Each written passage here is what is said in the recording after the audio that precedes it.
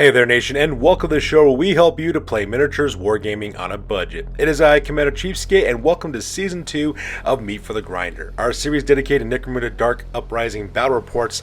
Meat for the Grinder is a Necromunda campaign set in the final days of Hive Arcos, where Chaos, Xenos, and Order clash for control of a collapsing Hive City. And on today's episode, we return once again with my two friends, Sister Serial, as well as Iron Major. My friend Sister Serial is playing Precinct 13 of the Palanite Enforcers, and my buddy Iron Major is playing the Deff Watch of the Orks, which we're using Venator rules for, and the reason why they're fighting is over a rescue mission. What ended up happening is the Palanite Enforcers must attempt to rescue one of their own in a rescue mission scenario, and who will win? Well, we're going to find out here in a little bit.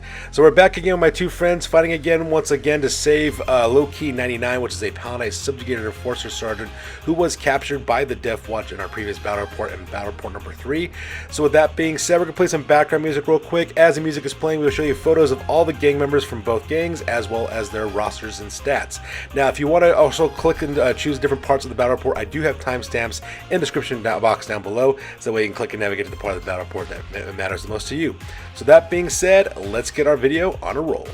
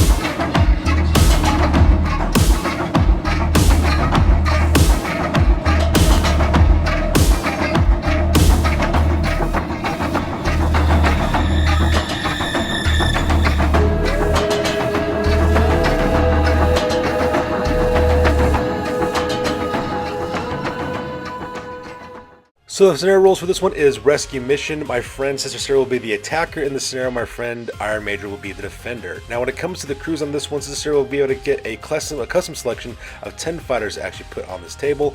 And at the same time, my friend Iron Major will have to randomly select 5 fighters from his deck to act as sentries at this time. Both groups, of course, will have 2 sets of tactics cards they'll be able to use in this battle report. Now pretty much what ends up happening is that Sister Sarah is trying to save her Palanite Subjugator Sergeant Low-Key 99, who was captured by the Deff Watch in battle report number 3, and her whole objective is to free him. If she manages to get that guy off directly onto the table, any part of the table edge on the battlefield, they will automatically win the battle report. Now when it comes to reinforcements, of course, D6 reinforcements will arrive for the defenders at the end of each end phase until the entire gang has arrived on the battlefield. And at the same time, victory condition is pretty simple. If the attackers manage to save their captive friend, then they manage to win, and of course the defenders manage to stop them, then they're the ones who win as well. For experience points on this one, each fighter that takes part in the battle earns 1 point of experience, and if the captive is free and takes flight, the captive themselves also earn that point of experience. If all captives are free, the attacking leader also earns an additional experience point as well.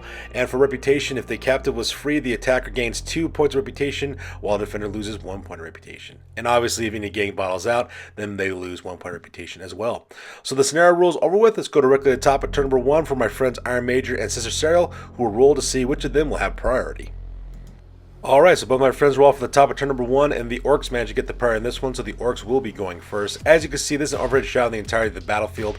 On the bottom edge of the table is where Sister Serial has basically deployed her 2 fire teams of the fighters. She's got an assault team on the right-hand side and a support team on the left-hand side. The Orks, however, have kind of placed themselves around the upper right-hand quadrant of the table as well. Now, my buddy Iron Major will not have any control during the sentry portion of this game because it kind of depends who gets chosen and which player manages to control which fighter. But that little square room there in the upper right-hand corner is where they actually are keeping low-key 99 is where they're looking at as well. There's only one door into that place as well. The only risk that my buddy Iron Major has to worry about is that if the guy manages to escape, all he has to do is duck to the right-hand side and he'll escape. That was a little bit of an oversight by my buddy Iron Major. He was unaware that it could be any table edge. He originally thought it had to be the deployment edge that the attacker came from, but that's okay though. You know, these kind of mistakes happen from time to time. So the first person that gets activated for my friend Iron Major is to use Krogskull Draka, his gang leader. He managed to win the roll-off on this character, so he gets to determine where this guy goes, just to make a simple movement action. And he moves Krogskull Draka directly down into the center chamber because he knows that Sister Serial is coming from the bottom table edge, so he wants to put Krogskull Draka as close as he can to the action in order to stop the Enforcers from saving their captive friend. So Sister Serial goes next. She does a group activation with Judge Purge, who also does a group activation with 2 other fighters as well. She's actually going to activate Judge Darko, which is one of the Palanite Patrolmen armed with a bolt gun, as well as with Mad Maddox, which is a subjugator Palanite Patrolman who's also armed with a heavy concussion ram. If you also notice as well, the 2 new members of this game that actually joined up, Judge Herschel, Akron LV426, as well as Judge Sulaco, those are the 2 guys who are armed with concussion carbines, are also located with this group as well. So Judge Darko actually does a simple action move directly to the door and another simple action to open it up. Meanwhile, Mad Maddox actually does a double movement directly through that door to get themselves set up in that center corridor, followed up by Judge Purge. Looks like they're going to try to swoop around to the right-hand side of that center portion of the room in order to lay down suppressive fire in order to save their friend. So the next fight that gets activated is the Grot Kicker, which is a hunter who's armed with a grenade launcher with frag and crack grenades, and my friend Iron Major does manage to win the roll-off on this one, so he will be able to determine where this sentry will go in this battle report. And Iron Major says the Grot Kicker moving directly 4 inches down directly towards the bottom of the tabletop to try to intercept the Palanite Enforcers. Sister Serial then activates Akron LV2426, which is one of the Palanite Patrolmen who's armed with a concussion carbine. He also does a double movement forward, moving up directly into the center of the hallway, so that way he can cover that approach just in case any Orks decide to show up that area and try to intercept them. Iron Major then activates Zogwarp the World Killer, which is his hunt champions armed with a chain glaive, who's actually pulling guard duty on the only door that leads to low-key 99. Unfortunate for him, though, he does lose the roll-off to determine who controls this fighter while he's on sentry duty, so Sister Serial will be able to be able to move this character anywhere that she wants. And as you can see, Sister Serial decides to move Zogwarp the World Killer directly 4 inches away from the door, directly towards the other side of the table, so that way he's not in front of the door, which gives her easier access to save her friend low-key 99. So with that, Sister Serial then activates the very last of her assault team guys on the left-hand side, Judge Sulaco, and manages to activate that fighter. That fighter is also armed with a concussion carbine.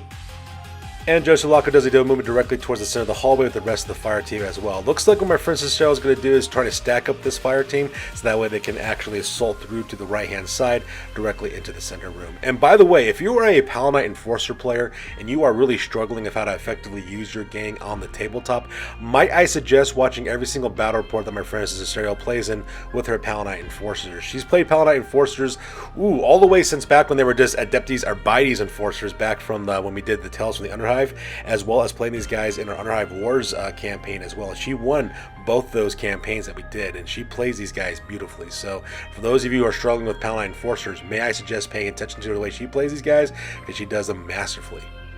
So for Iron Major's next activation, he activates Bodhi, which is one of his fighters, and when it goes to the roll-off, he does manage to control Bodhi, so he can determine where he goes while he's on sentry duty. And Bodhi makes a simple action moving forward directly into the center chamber, just because on the far left-hand side, on the other side of the wall, that's where the Palanite Enforcers are getting really stack up and to engage them.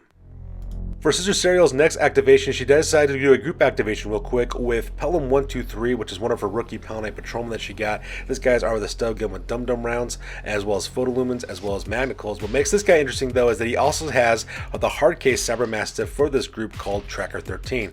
It's a hard case Cybermastiff with light carapace armor, shock bite, and respirator, and because of that, they're kind of like a team together, so she decides to send him to the right-hand side. Both those fighters do 2 movements directly to the right-hand side, taking cover position along the wall as well as a barricade, so that way they can make their way directly towards the top of the screen where low-key 99 is located at. So the next of Iron Major's fighters to be activated next is Zogwarp the War Killer again, and in case you're unfamiliar with the sentry rules, pretty much what ends up happening is you put your fighters in a deck that are going to be pulling sentry duty in this battle report, and you just kind of randomly shuffle it and just kind of pick to see which fighter gets activated next, and then you roll off to see exactly who takes control of that fighter. And unfortunately for my friend Iron Major, Zogwarp the War Killer gets controlled by Sister Serial, so once again she's going to move this fighter away from the door. And Sister Serial sends Zogwarp the World Killer for a nice little stroll down the right-hand side of the battlefield away from the door, so that way he can't do anything in order to stop the Palanite Enforcers from trying to get to Low-Key 99. So from there, Sister Serial also does a group activation once again with Drake V284, which is one of her Palanite Subjugator Sergeants. And so because it is a group activation with the other two fighters, the fighter on the left-hand side, that is Judge Herschel. He's a Subjugator Patrolman who is armed with a Sledge Assault Ram with an auxiliary grenade launcher that has choke gas grenades as well as frag grenades. And at the same time, on the right-hand side, she's also activating one of her fighters named Lucky Titus, who is a Palanite Patrolman with an Enforcer Shotgun with salvo as well as shredded rounds. He's also got a stub gun with dum-dum rounds as well, photolumens, respirator, as well as manacles. And I forgot to mention, I do apologize, Drake V284 does have an armor undersuit and layered flak armor. He's also got a subjugator grenade launcher with frag, stun, as well as photon flash grenades, an assault shield, and a stub gun with dum-dum rounds as well. He's also packing photolumens as well as a respirator and manacles. And as you can see, all three fighters move to the right-hand side, doing move activations, going all the way to the far right-hand side as far as possible. That guy, Lucky Titus, actually ends up taking point with this one with his shotgun. Right behind him is Judge Herschel, and of course, taking up the rear is Drake V284. So Iron Major also does for his very last activation. Once again, the Grot Kicker gets picked, and my friend Iron Major does manage to pass the roll on this one, so he will be able to determine where this guy will be going for his sentry duty. And as you can see, the Grot Kicker actually makes it around the corner with the suit movement, and he can actually visually see Lucky Titus that's right in front of him as well. So because of that, my friend Iron Major has to roll off to see if he actually sees him or not. And unfortunately for Iron Major, he does not pass his detection test. He rolls a 1 on that one, so because of the Grot Kicker does not see the Palanite Enforcers. I guess he was too distracted either way, looking at his phone or gazing up at the water droplets or dripping off of the piping in that area, or whatever the case may be. And as you go to see up there in the top two, the Doom Rider is also in the same room with Low-Key 99. Iron Major does pass that guy's test as well. He decides to keep him in that room, so that way he can keep on maintaining security over Low-Key 99. And that takes us directly to the end of turn number 1. So here's an overarch headshot of the entirety of the battlefield. As you can see, my friend Sister Serial is slowly maneuvering her fighters over to the right-hand side in order to engage that room where Low-Key 99 is being held at. At the same time, the support team on the left-hand side is slowly making their way directly towards that center chamber to look like they're going to put some pressure on the flank as well. And that pretty much makes up turn number 1 for this one. So with turn number 1 over with, my friends go directly to the top of turn number 2, and they both roll off for priority to see which of them will be going first. So my friends roll off to see who has priority at the top of turn number 2, and once again the Orks manage to snag the priority in this one, so my buddy Iron Major will be going first. And unfortunately for my buddy Iron Major, he doesn't actually get to choose which of his fighters get activated because they're all on sentry duty, so it just kind of ends up being a random choice to see who gets activated and what they'll end up doing because they do a roll off and everything like that. So my friend Iron Major pulls out one of his fighter cards, and it is the Grot Kicker. So once again, this guy will be activated first. So he rolls a d6 to see exactly who ends up taking control of the Grot Kicker. And unfortunately for my friend Iron Major, he did fail the roll-off. So because that, Sister Serial will determine where this fighter will be going. And as you can see here, he turns 180 and goes right back the way he came. It's kind of funny. It kind of reminds me of, if you've ever seen those videos by the channel Viva La Dirt League, they make some amazing videos on their channel. And one of them is Video Game Logic for Epic NPC Man. And one of them actually talks about guards in video games. And they go, "What's that then? Who's a prowler around here?" Like that, because to show how inept these guards are. And that was the only thing I could imagine when it came to the Grot Kickers. Like, wait a minute. Someone's a prowling around here. Must be the wind. And he turned around and went right back the way he went. So for my friend Sister Serial, she decides to activate Judge Darko, which is one of the Enforcers armed with a bolt gun, so she decides to activate him next. Judge Darko does a simple action to move directly into the corridor next to the door that leads in the central passageway, and he decides to do another simple action to order open that door. So now the door is open, so this assault team can actually funnel through whenever they're ready. Iron Major goes to his deck of sentries and pulls up Bodhi next, so Bodhi gets activated, and once again they both roll off to see which of them will control Bodhi, and unfortunately for my friend Iron Major, he did lose the roll-off on that one. And with that, Sister Serial turns Bodhi around as he says, "Must be the wind," and he walks away directly towards his leader, Cogskull Draka, totally unaware that there's a whole fire team of Palanite Enforcers ready to pounce directly into this room. So Sister Sarah activates next. She does a group activation with Judge Purge. Also activates Judge Acheron as well as Acheron LV426 as well as Judge Sulaco. Those are the two Palanite Enforcers who are armed with concussion carbines, and Judge Purge, of course, is armed with a sniper rifle. All three of those fighters go directly into the center chamber. As you can see on the top there, that is Acheron LV426. Oh, sorry, that's Judge Sulaco, I do apologize. The guy on the top there. He goes directly to the top of that pillar, taking cover. Meanwhile, Judge Purge as well as Acheron LV426 move directly to that surgical operating table and take cover behind that obstacle as well. Once again, Bodhi's fighter card does come up in the draw, and once again, both Iron Major as well as Sister Sarah will have to see exactly what happens to this fighter. And unfortunately for Iron Major, he does lose the roll-off once again with Bodhi.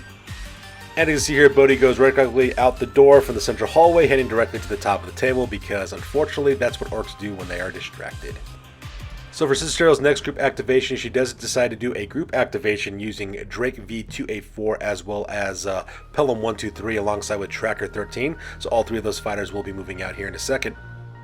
Drake V284 does a move action directly behind that barricade there on the left-hand side in the center of the battlefield. Meanwhile, Pelham 123 as well as the Tracker move directly up to the right-hand side. Tracker 13 actually takes the point so that Cybermassive can attack anybody that comes around the corner, and Pelham 123 is right behind him to provide support. Iron Major once again shuffles through his deck of fighters and actually randomly draws out the Grok Kicker, so the Grok Kicker will be going next, and both Iron Major and Sister Sarah roll off to see who has control of this fighter while he's on sentry duty, and Iron Major manages to win the roll-off. So Iron Major makes the Grok Kicker turn 180 degrees back and starts walking away directly towards the bottom. As you can see here, he's actually within the vision arc of Tracker 13. Now there's a little bit of weirdness going on with this one, because the way that the Grok Kicker is actually located at, the dog, Tracker 13, the Cybermassive, is actually partially covered by both the pillar right next to the Grok Kicker as well as the pillar right next to Tracker 13. So you will have to take a negative when it comes to the roll-off. And luckily for my friend Sister Sarah, my friend Iron Major does fail the sound the alarm roll. He does it with just losing just 1 point from actually detecting those fighters. So because of that, my friend Sister Sarah managed to survive this with a hair's breadth on that one. So because of that, her fighters have been undetected at this point. Sister Sarah then decides to activate Lucky Titus, which is the Enforcer's arm with the shotgun. And that fighter does a move activation all the way directly towards the door where Low-Key 99 is actually being held at. And he's just kind of tucking up right there, just hoping that none of these actual other Orks manage to spot him. So it looks like that guy's going to be the breach man opening up the door here in a second. So once again, Iron Major does shuffle his fighter cards, and once again the Grok Kicker is actually activated in the drawing. So because that, both him as well as Sister Sarah roll off to see exactly what the Grok Kicker is going to do next. And unfortunately for Iron Major, he loses the roll-off, and Sister Sarah manages to take control of the Grok Kicker again. So once again, the Grok Kicker says, "Must be the wind," and turns around and goes right back the way he came, away from the rest of the Palanite Enforcers, which is absolutely hilarious. So, confident that the coast is clear, my friend Sister Sarah then activates Judge Herschel, so he will be going next. And Judge Herschel does a move directly towards the door where Low-Key 99 is being located at. As you can see, my friend Sister Sarah is starting to stack up her fighters to just basically to crack into that room and to assault forward. Once again, Iron Major shuffles his fighters cards and pulls out another one, and this time the Grok Kicker gets activated again. So because that's Sister Sarah as well as Iron Major, roll off to see exactly what this fighter will do. And once again, Sister Sarah manages to win the roll-off on that one, so the Grok Kicker goes another 4 inches forward, just continuing on his way directly to the top of the table because it must have been the wind and there's no one crawling around. It's just his imagination playing with him. And finally, Sister Sarah decides to activate Mad Maddox, which is the very last of her fighters left on the tabletop. And Mad Maddox does a move directly into the center of the room, packing his concussion ram, and takes cover right behind that defibrillator there in the middle of the central chamber. And that pretty much makes up all the activations for turn number 2. Alright, so that takes directly to the end of turn number 2, and here's an overhead shot of the entirety of the battlefield. As you can see, both groups are slowly making their way directly towards the objective. Sister Sarah is actually putting a lot of good pressure with their support team directly in the center chamber, left-hand side, getting ready to attack there. At the same time, the right-hand side, she does have her enforcers stacked up on the right-hand side, getting ready to make a breaching action to go directly into that room and save Low-Key 99 as well. So that being said, we go directly to the top of turn number 3. My friends roll off for initiative, which is going to be very important because it's going to determine what's going to happen in the next turn. Alright, we go directly to the top of turn number 3, and once again my friends roll off for initiative to see which of them have priority. It ended up being a tie, and since the Orks had it the last time, it automatically defaults to the Enforcers. So my friend Sister Sarah decides to activate first.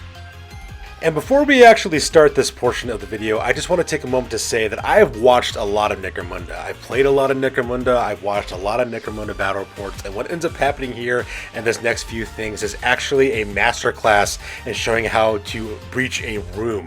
It was absolutely insane. Now, to be fair, my friend Sister Sterile used to be in the military at one time. She was an MP, a military police officer, so I'm not sure if she's used to doing breaching or whatever the case may be, but what you see here next is actually absolutely masterful. It's insane. It looks like something out of Call of Duty or something. So with that being said, let's talk about exactly what ended up happening. So she does a group activation real quick, and she activates Drake V2A4, and because both since both Judge Herschel is directly into the in the command range of that, as well as Judge Lucky Titus on the left-hand side as well, she can activate those fighters, and that's exactly what she decides to do.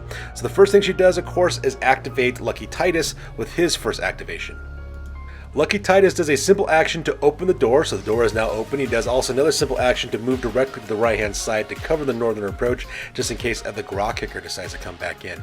The next fighter that then gets activated is Drake V2A4, which is the subjugated Palanite Sergeant behind that barricade. He does a basic action to aim with his subjugator pattern grenade launcher, and another basic action to fire his photon flash grenade directly into the middle of the room. Now, the photon flash grenade does have a 5-inch blast radius, and if you do get hit and you fail your initiative test, you are blinded and therefore you lose your activation marker.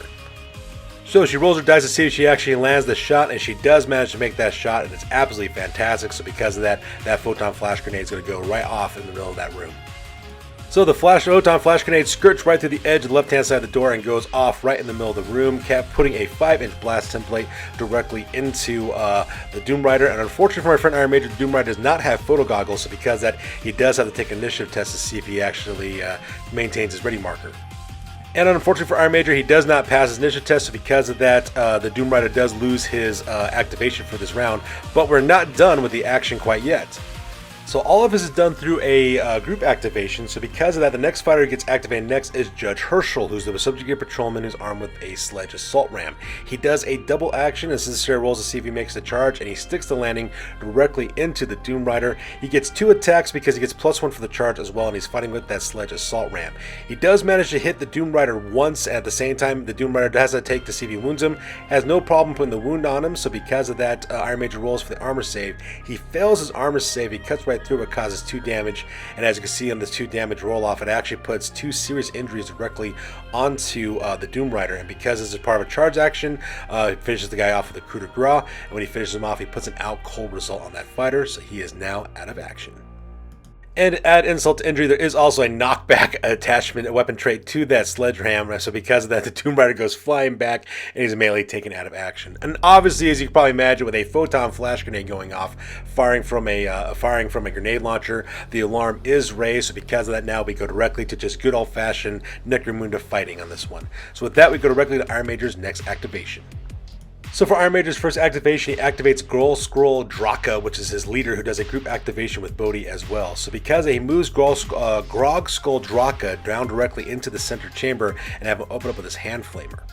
So our Krog Skull Draka does move up and actually open up with his hand flamer directly into the members of Precinct 13. Managed to hit, what's his name? Mad Maddox in the front because he's right there next to that defibrillator. At the same time, he also managed to hit both Judge Purge, who was the leader of this group. At the same time, also managed to hit Judge Acheron LV426. Managed to hit all 3 of those guys with that template attack from that hand flamer. It is only a strength thing hand flamer, of course, so because he has to roll up to see exactly who gets wounded. For most of these guys, they do get pinned. However, for Acheron LV426, he does get injured because he fails his armor roll, and to make matters worse, he does suffer a serious injury. So he goes crashing down to the ground face first, and he is currently on bleeding out. Now, luckily for my friend Sister Sarah, though, she does pass her blaze test, and none of them are on fire currently, but all 3 of these guys are currently pinned. So here's a close-up of the aftermath of that attack. As you can see, Mad Maddox as well as Judge Purge are currently pinned right now. Luckily for them, though, they're not on fire. However, for Acheron LV426, though, he is actually seriously injured. He also takes a flesh wound as well, and that's a very precarious spot for him to be in. And to finish up the rest of Iron Major's group activation, he then activates Bodhi. Bodhi does a move action all the way down directly towards the door, so that way he can start putting assaulting on the right-hand side directly towards the Palanite Enforcers on the other side of that door. Sister Sarah then activates Pelham 1, 2, 3. He also group activates Tracker 13 because the 2 of them are paired together. And both fighters make a move directly into that center chamber where Low-Key 99 is. Pelham 123 heads directly towards Low-Key 99. Now he will not be able to break him free just because he spent both his activations to get directly into the room. At the same time though, Tracker 13 actually heads back and turns around to face the door, just in case any orcs try to go through that door. Tracker 13 will stop them and try to fight them that way. Iron Major then activates Zogwart the World Killer, decides to do a double action by turning around and charging directly towards Lucky Titus.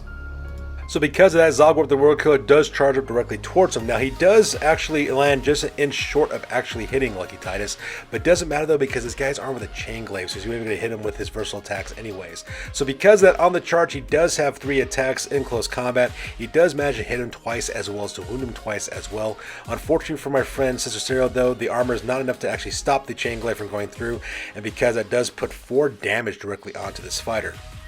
And of course, when Iron Major rolls up for the damage on this one, actually rolls up a out of action result as well. So because of that, my friend Iron Major, of course, rolls up to see what kind of lasting injury he does put on Lucky Titus, ends up putting a convalescent injury on him by putting the old grievous injury on him. So because of that, Lucky Titus will go into recovery, and he will not be able to participate in his next battle report.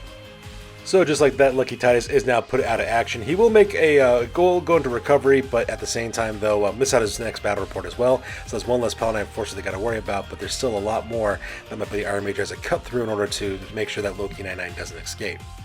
Sister then tries to activate Judge Sulaku, does a basic action aim with his concussion carbine, and another basic action open fire with it. Unfortunately for Sister though, he does miss his shot, so because of that, nothing much really happens there. Up next, Iron Major decides to activate the Grot Kicker, so because of that, this next fighter gets activated. The Grot Kicker turns around 180 degrees and does a move action directly along the side of the battlefield, so that way he can join up with the Zogwart the World Killer, so that way they can intercept any fighters that try to escape off the table's edge. So the rest of the turn is actually dedicated to my friend Cecile, because she's the only one who's got fighters left on the tabletop who has not been activated yet. So she activates Mad Maddox next, who actually spends a simple action to get back on his feet again. And once on his feet, he does try to open fire with his heavy concussion round directly against Krogskull Draka, but unfortunately for him though, he does miss his shot, so nothing much really happens there. From there, Sister then activates Judge Purge, who does a simple action to get back on his feet again in order to escape pinning, and takes another basic action to open fire with his sniper rifle directly into Krogskull Draka. Judge Purge does manage to hit Krogskull Draka, but unfortunately when it came to the wound though, unfortunately she did fail to wound him, so because of that, Krogskull Draka is just currently pinned. For very last activation, Sister then activates Judge Darko, who is directly outside the door of the main engagement area in the center of the tabletop. And Judge Darko does a move activation directly into the center of the center chamber, so that way he can lend some more support with his bolt gun directly against any fighters that might still be in here, including Krogskull Draka as well as Bodhi. And that pretty much makes up the action phase for this one. So the action phase over with, we go directly to the end phase.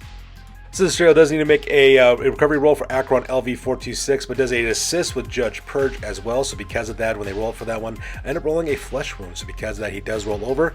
Acheron LV426 has a flesh wound on him, so he is -1 to his toughness. He's only toughness 2, which makes him easier to wound. But at the same time, though, Acheron LV426 can still fight, he can still shoot, so he's very much still a danger in this battle report.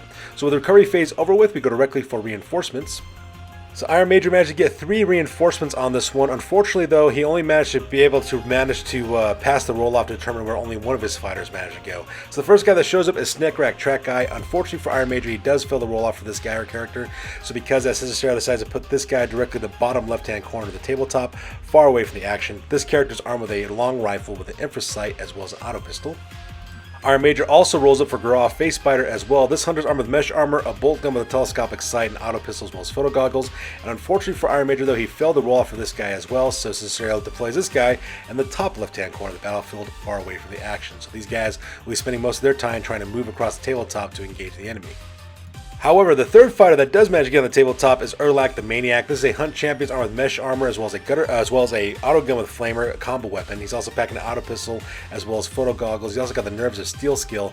And when it came for the roll off on this guy, Iron Major did manage to successfully pass the roll off for him. So because he shows up right on the right hand side between Zogwart the World Killer as well as the Grot Kicker, which is a whole bunch of pain waiting for that right hand side of the table as well.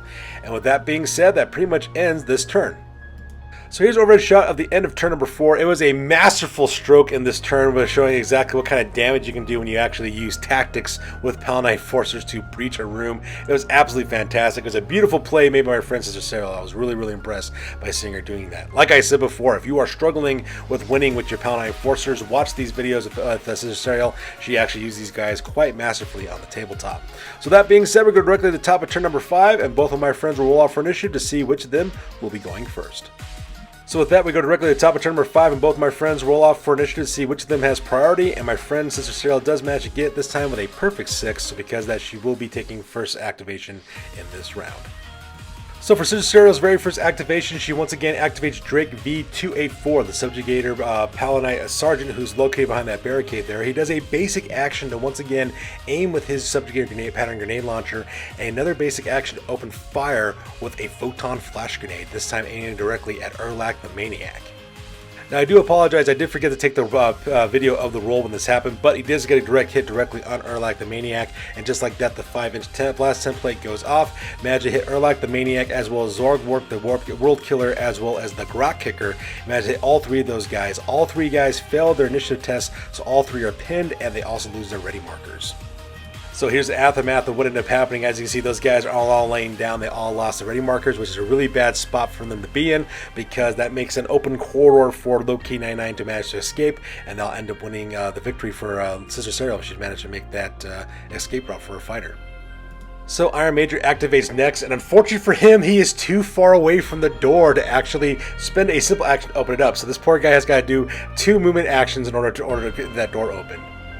So as you can see, Bodhi does a simple action to move to the door, and another simple action to open the door, and now he's facing the back of Drake V284, but unfortunately, there's nothing much he can do because he spent his entire activation just trying to open a door to get to this area, which is kind of sad for my buddy Iron Major.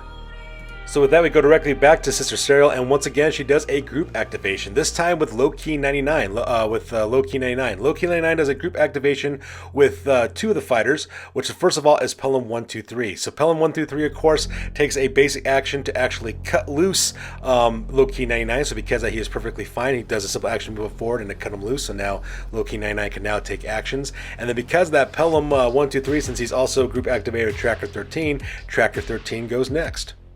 So Tracker 13 does a charge action directly into Zorgwarp the World Killer, goes directly into that guy. He gets 3 attacks on the charge, but unfortunately for my friend Sister Cyril, though, she does fail to wound Zorgwarp the World Killer, so because of that, he is perfectly fine, so no harm, no foul there. So continuing on with the group activation, Judge Herschel goes next, and he goes charging directly into Erlak the Maniac, and because he is a charge, he gets 2 attacks. Both of his attacks do manage to hit, and he also managed to wound with his sledge ram, and because of this power, he managed to cut right through Erlak the Maniac's armor. Because they managed to roll for damage, managed to put 2 serious injuries on him, and decided to finish him off with a coup de grace, and when he actually rolls up for the injury on that one, rolls an out cold on that one, so because of that, Erlak the Maniac will not be no longer participating in the rest of this battle. So as you can see, this is the aftermath of the battle real quick between the melee between these guys. Judge Herschel managed to hit that guy with the assault ram and managed to knock Erlak the Maniac out of the way, and that basically makes a clear corridor for Low-Key 99 to follow through.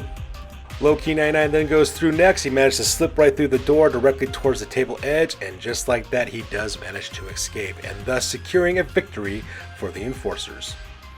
So there you guys have it. This takes us directly to the end of the game, with the Enforcers managed to secure a win on this one. Not only did they manage to win this game, but they also managed to save their Subjugator Patrol Sergeant, Low-Key 99, and he basically returns back to the Precinct house. So that being said, we're going to go directly to the post-game, because this battle report is now officially over. That's it, man. Game over, man. It's game over.